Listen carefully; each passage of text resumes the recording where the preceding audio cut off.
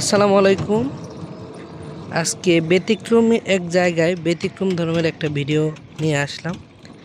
এখানে সম্পূর্ণটা হচ্ছে রংপুরের তিস্তা নদীর সব এখানে বালু দিয়ে ভরাট হয়ে চর জেগে আছে। এই সবগুলো যে ভুট্টা, বাদাম, আলু, মিষ্টি আলু, মরিচ এ ধরনের সব সবজি এখানে চাষ করা হয়। যত দূর যাবে শুধু বালু আর বালু। এই যে ওই দিকে দেখা যাচ্ছে শুধু এটা হচ্ছে, ওইদিকে হচ্ছে উলিপুর রৌমারি, এদিকে হচ্ছে এইসব। এখন যেটা বিষয়টা বোঝাতে চাচ্ছি, এসব জায়গায় চাষ করতে হলে কোনো ট্রাক্টরের প্রয়োজন নাই, শুধু লাঙ্গল হাতে টানলেই এটা চাষ হয়ে যায়। আমি আরও সামনে ওইদিকে নদীর পাড়ে ঘুরলাম যখন, তখন দেখলাম শুধু হাত দিয়ে টেনে লাগিয়ে দিয়েছে, তাতেই ভালো হচ্ছে। এগুলো সব হচ্ছে ভুট্টা। এই যে পাশে আমার পাশে যেগুলো দেখতে পাচ্ছেন, এগুলো সব ভুট্টা।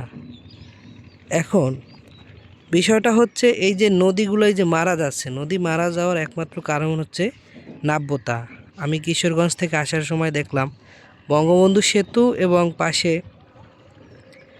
যে আবার বঙ্গবন্ধু সেতুতেই সেতুর পাশেই যে ট্রেনের জন্য যে একটা রেল লাইন করেছে, রেল সেতু করে একই সাথে দুইটা সেতুর কারণে ওই সেতুটাও কিন্তু ওই সেতুর নিচে চর জেগে আছে। দেখা যাচ্ছে 1-2 বছর পর এখানে নদীর কোনো নামও থাকবে না। এই পুরোটাই হচ্ছে জমি হয়ে যাবে চাষাবাদি জমি।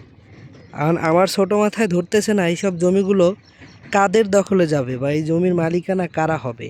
এই যে সামনে একটু নদী দেখা যায়, মোবাইলে দেখা যাবে কিনা জানি না, এই যে মাঝখানে এই যে নীল জায়গাটার পরে এই যে পানি দেখা যাচ্ছে, এই নদী, এই নদীটাও যখন ভরে যাবে তখন আশেপাশের কেউ হয়তো বা এই জমিটাকেও চাষ করবে।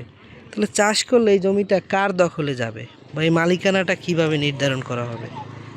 যদি কেউ জানেন জানাবেন। এখানে যে সরিষা, বিভিন্ন শাকসবজি থেকে সব কিছু উৎপাদন করা হয়।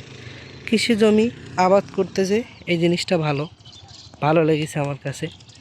যতটা সহজ এই নদীর মৃত্যু বা নদীর মরে যাওয়া, ঠিক ততটাই আমার কাছে সংকটও মনে হচ্ছে। ভবিষ্যতের পরিণাম হয়তো বাংলাদেশকে একসময় ভোগ করতে হবে। জায়গাটা হচ্ছে উলিপুর, তিস্তা, পীরগাছা, রংপুর। ধন্যবাদ।